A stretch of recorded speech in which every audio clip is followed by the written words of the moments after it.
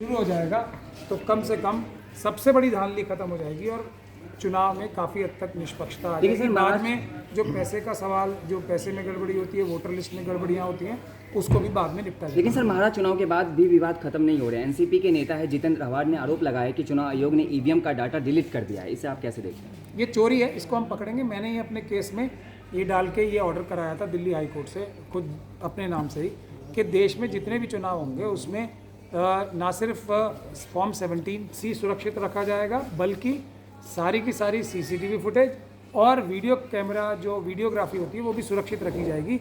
जिस भी चुनाव अधिकारी ने, मैं वार्न कर रहा हूँ, महाराष्ट्र में भी और सब जगह, अगर ये रिकॉर्ड नष्ट करने की चेष्टा की, वो जेल जाएगा सीधा। ये मैं अभी से वार्निंग दे रहा हूँ, तो बिल्कुल संभाल के रखें। अभी हमने ये पिछले हफ्ते ही इलाहाबाद हाई कोर्ट से भी ऑर्डर कराया है कि यूपी में भी आप सारा डेटा, वीडियोग्राफी, CCTV फुटेज और जो मतपत्र हैं वो 17C का फॉर्म और दूसरी जितने भी फॉर्म्स हैं सब सुरक्षित रखे जाएंगे। पंजाब में भी चुनाव आने वाले हैं, तो इसलिए अगर EVM से ही चुनाव होगा तो मुझे पूरा खतरा है RSS और BJP यहाँ भी सरकार बना लेगी अगर मतपत्र से चुनाव नहीं है। लेकिन सर, अगर जितेंद्र आव्हाड के आरोपों में जरा भी सच्चाई है तो 45 दिन तक मशीन रखी जाती है।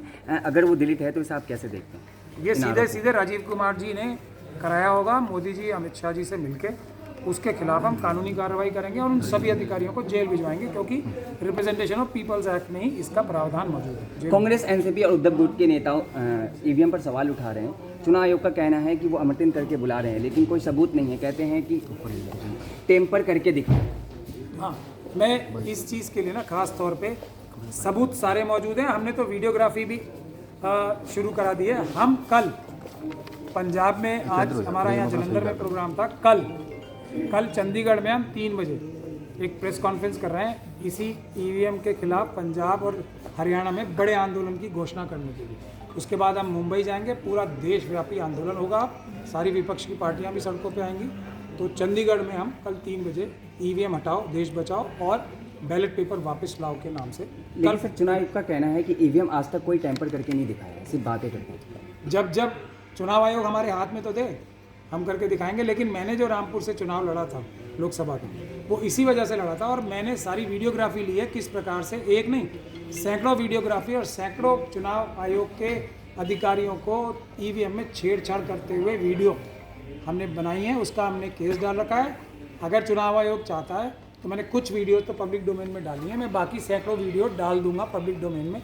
चुनाव आयोग के खुद के अधिकारी EVM में छेड़खानी करते हुए पकड़े गए हैं उसमें। लेकिन मोदी जी संसद में कह रहे हैं कि कोई गड़बड़ी नहीं होती है मशीन में। मोदी जी हमेशा झूठ बोलते हैं। जब वो सच बोलते हैं तो हम सब लोग को 40,000 वोल्ट का धक्का लग जाता है बस। लेकिन कई साल हो गए, अब 11 साल से कभी 40,000 वोल्ट का धक्का लगा नहीं है। मोदी जी ने हर बात में अपनी झूठ बोला है, ये भी एक झूठ है। उनको आप उनकी हर बात के आगे ना लगा के पढ़ें तो उनकी बात का मकसद समझ सकते हैं। अजीत पवार के खिलाफ लड़ने वाले उम्मीदवार हैं योगेंद्र, उन्होंने 137 EVM पर शिकायतें दर्ज करी हैं, कैसे देखें? मैं आपसे कह रहा हूँ 150 सीटें महाराष्ट्र में, 150 सीटें महाराष्ट्र की इलेक्शन दोबारा होगा अगर पॉलिटिकल पार्टीज हमारा साथ देती हैं और हम मजबूत कानूनी लड़ाई लड़के 150 सीटों पे 6-7 महीने में ही दोबारा चुनाव करा सकते हैं। चुनाव रद्द करके पंजाब के लोगों को मेरी बहुत ही हाथ जोड़ के निवेदन है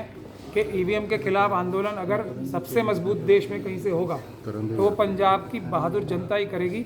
इस EVM नामी जो जहर है देश की संविधान के ऊपर, देश के लोकतंत्र के ऊपर, पंजाब के लोग ही आगे आके इसको ख़त्म कराएं। पंजाब का इलेक्शन पेपर बैलेट से हो, इसके लिए हम कल 3 बजे चंडीगढ़ में प्रेस कॉन्फ्रेंस। वरिष्ठ वकील है दुष्यंत दवे, उन्होंने CGI रहते हुए चंद्रचूड़ को लेकर कहा है कि उन्होंने माचिस जलाने का काम किया, आग जलाने का काम किया, अन्याय किया देश के साथ। इसे आप कैसे देखते हैं? देखिए, दुष्यंत दवे साहब एक बहुत ही ईमानदार और इमोशनल आदमी हैं और वो करण थापर साहब के उस इंटरव्यू में रो तक पड़े। तो हम दुष्यंत दवे साहब को और संविधान से प्यार करने वाले सभी सीनियर वकीलों को और सभी देश के नागरिकों को विश्वास दिलाते हैं कि आप लोग दुखी ना हो, रोए ना। हम आपके एक एक आंसू का बदला लेंगे। हम लोग अभी मरे नहीं हैं। हम मिशन सेव कॉन्स्टिट्यूशन वाले और जितने भी लोग हैं अम्बेडकर वाले, वो इस एक एक आंसू का पूरा हिसाब किताब लेंगे जो हमारे सीनियर लोगों को मोदी जी और RSS के लोग जो खून के आंसू रुलवा रहे हैं उसका हम बदला हिसाब किताब ज़रूर लें। सर, आपने अपने भाषण में जिक्र किया है कि चंद्रचूड़ को लेकर आप एक्शन ले रहे हैं या FIR कर रहे हैं उनके भाषण को लेकर। उन्होंने एक बात कही थी कि बाबरी मस्जिद का फैसला उन्होंने नहीं किया, जजेस ने नहीं किया, बल्कि किसी बाहरी शक्ति के कहने पे किया। ये अपने आप में एक अपराध भी होता है और इससे बाबरी मस्जिद की जजमेंट जो है वो एकदम निरस्त हो गई। तो उसका हमने चंद्रचूड़ साहब के नाम से ही केस डाला है। जल्दी ही वो सुनवाई पे आएगा, जनवरी में उसकी डेट लगी है। तो चंद्रचूड़ साहब को इस बात का जवाब देना पड़ेगा, बिल्कुल देना पड़ेगा। संभल, अजमेर शरीफ, अब बधाई।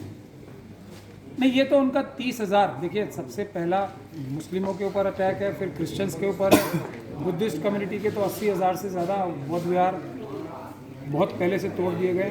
उसके बाद सिखों का नंबर आएगा, शेड्यूल ट्राइब का नंबर तो परमानेंटली चालू ही रहता है। तो इसीलिए आज की इस मीटिंग में भी यही हुआ ना कि हम सब लोग SC ST माइनॉरिटीज़, मुस्लिम, सिख, क्रिश्चियन, बौद्ध और OBC एक साथ मिलके संविधान को ना सिर्फ बचाएंगे, मतलब किताब नहीं बचाएंगे, उसको इम्प्लीमेंट कराएंगे।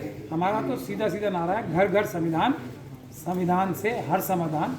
हमने दूसरी बात भी जो ऐलान की है, मालिक को मालिक की जगह, यानी कि जनता को मालिक की जगह और नौकर जो हैं, जो प्रधानमंत्री हैं, चीफ मिनिस्टर हैं, चीफ सेक्रेटरी हैं, जजेस हैं, नौकरों को नौकर की जगह। शुक्रिया।